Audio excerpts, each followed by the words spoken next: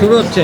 জামায়াত ইসলামীর সাবেক ভারপ্রাপ্ত সেক্রেটারি জেনারেল জনাব এটিএম আজহারুল ইসলামের আপিল মামলার শুনানি আজকে শেষ হলো। মাননীয় আদালত বাংলাদেশ সুপ্রিম কোর্টের ফুল বেঞ্চ 27শে মে এই মামলার রায় দেওয়ার জন্য দিন নির্ধারণ করেছেন। আমরা আমাদের সাবমিশনে যেটা বলেছি যে জনাব এটিএম আজহারুল ইসলাম সহ মাওলানা মতিউর রহমান নিজামী, জনাব কামরুজ্জামান, জনাব আলী হাসান মোহাম্মদ মুজাহিদ, জনাব মীর কাশেম আলী, সালাউদ্দিন কাদের চৌধুরী সকলেই সিন্ডিকেটেড ইনজাস্টিসের শিকার হয়েছেন এবং জনাব কাদের মোল্লা সহ সকলেই একটি সংঘবদ্ধ অন্যায় অবিচারের শিকার হয়েছেন। এই সিন্ডিকেট কারা ছিলেন, কিভাবে ছিলেন তা আমরা আদালতে আজকে উপস্থাপন করেছি এবং আমরা একজনের স্বীকারোক্তিমূলক জবানবন্দি যা তার বইয়ে তিনি উল্লেখ করেছেন সেটাও আদালতে উপস্থাপন করেছি। আমরা মনে করি এই রায়ের মাধ্যমে যদি আমাদের আপিলের ডিভিশন জনাব এটিএম আজহারুল ইসলাম সাহেবকে বেকসুর খালাস প্রদান করেন তাহলে জুডিশিয়াল কিলিংয়ের যে নমুনা এই দেশে প্রতিষ্ঠিত হয়েছিল এই কলঙ্ক থেকে আমাদের বিচার বিভাগ আংশিক হলেও মুক্ত হবেন এবং আমরা এক্সপেক্ট করি আমাদের দেশের সর্বোচ্চ আদালত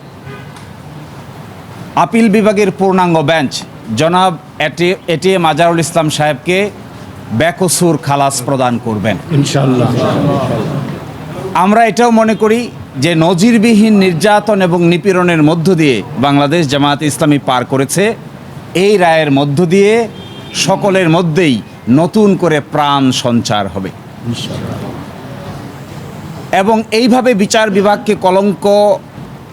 বিভাগীয় কলঙ্কের মাধ্যমে কোনো একটা রাজনৈতিক দলকে অন্যায় অত্যাচার এবং নিপীড়নের শিকার করা যায়। বাংলাদেশ জামায়াত ইসলামী এই দেশে তার একটা ক্লাসিক এক্সাম্পল। কিন্তু যারা এই নির্যাতন নিপীড়ন করেছেন, হত্যা করেছেন, ফাঁসি দিয়েছেন, এনফোর্স ডিসঅ্যাপিয়ার করেছেন, আয়নাগর বানিয়েছেন, শেষ পর্যন্ত তাদের শেষ রক্ষা হয় নাই। এখান থেকে সকলেরই শিক্ষা নেওয়ার বিষয় আছে। সকলকে এখান থেকে শিক্ষা নিতে হবে যে নির্যাতনের রাস্তা, নিপীড়নের রাস্তা শেষ পর্যন্ত ভালো ফল বয়ে আনে না।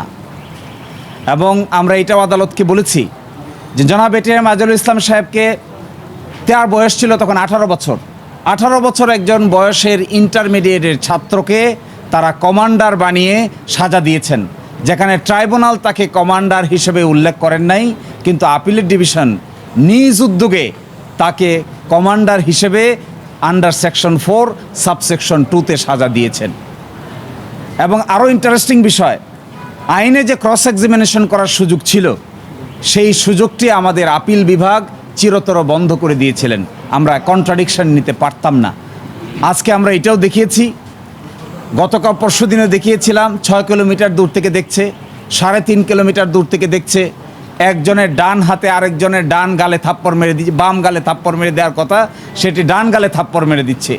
এই সমস্ত ইনক্রেডিবল এভিডেন্স, অবিশ্বাস্য এভিডেন্স, অযৌক্তিক সাক্ষ্য প্রমাণের উপর ভিত্তি করে জনাব এটিএম আজহারুল ইসলাম সাহেবকে মৃত্যুদণ্ড প্রদান করেছেন।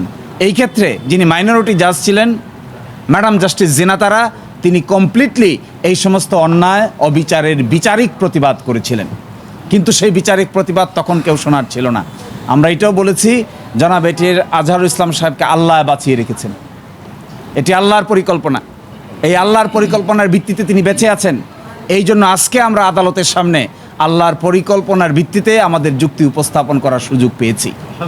তারা যদি সুযোগ পেত, তারা যদি মনে করত এবং একটু খেয়াল করত, তারা চাইলে এটিএম আজহারুল ইসলাম সাহেবকেও ফাঁসি কাস্টে ঝুলাতে পারত, কিন্তু আল্লাহর পরিকল্পনার উপরে তারা হাত দিতে পারে নাই। এই কারণেই আজকে আদালতের সামনে আমরা আশা করি আগামী 27 তারিখ যে রায় হবে বাংলাদেশের বিচার বিভাগের ইতিহাসে নতুন ইতিহাস রচিত হবে ইনশাআল্লাহ। আমরা এটাও আশা করি আগামী 27 তারিখে যা রায় হবে এর মধ্য দিয়ে বিচার বিভাগীয় কলঙ্ক কিছুটা হলেও দূর হবে।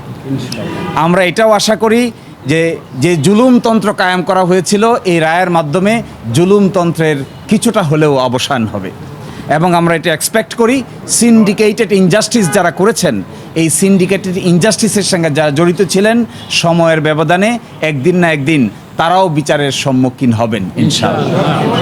আপনি একটা প্রসঙ্গ তুলেছেন, এসকেসি তার বইয়ে কোট করেছেন, বলেছেন যে এগুলো রায়ের ভুল করে কি বলতে চেষ্টা করেছিলেন আপনি?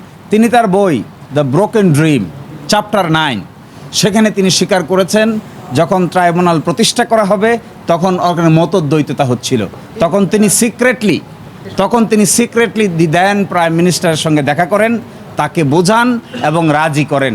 একজন আপিল বিভাগের জজ কি করে প্রধানমন্ত্রীর সাথে সিক্রেট মিটিং করে মানুষকে ফাঁসি দেওয়ার পরিকল্পনা করতে পারেন তিনি তার বইয়ে নিজেই তা স্বীকার করেছেন। জনাব এস কে সিনহা সাবেক প্রধান বিচারপতি, তার আগে তিনি ছিলেন আপিল বিভাগের বিচারপতি। আমরা এটাও দেখিয়েছি, তিনি নিজেই স্বীকার করেছেন যে আমি যখন এই আলোচনা করছি তৎকালীন প্রধানমন্ত্রীর সাথে তো ইতোমধ্যে স্কাইপ কেলেঙ্কারি পাবলিশ হয়ে গেছে। তখন আমি নিজামুল হক নাসিম সাহেবকে ডেকে জিজ্ঞাসা করলাম, তিনি শুধু চান আপিল বিভাগে চলে আসার জন্য। আমি বলি একটা রায় দিয়ে আসো, তাড়াতাড়ি শেষ করো, কিন্তু যখনই তার দেখা হয় তখনই তিনি আমাদেরকে বলেন যেন প্রধান বিচারপতি স্ট্যাটাসে তাকে উপরে তুলে নিয়ে আসা হয়। এসব কথা তিনি তার বইয়ে বলে দিয়েছেন। এই জন্য আমি আজকে দেখিয়েছি যে ষড়যন্ত্র করতে পারেন, অনেক কিছুই করতে পারেন, কিন্তু শেষ পর্যন্ত তা সবই প্রকাশিত হয়।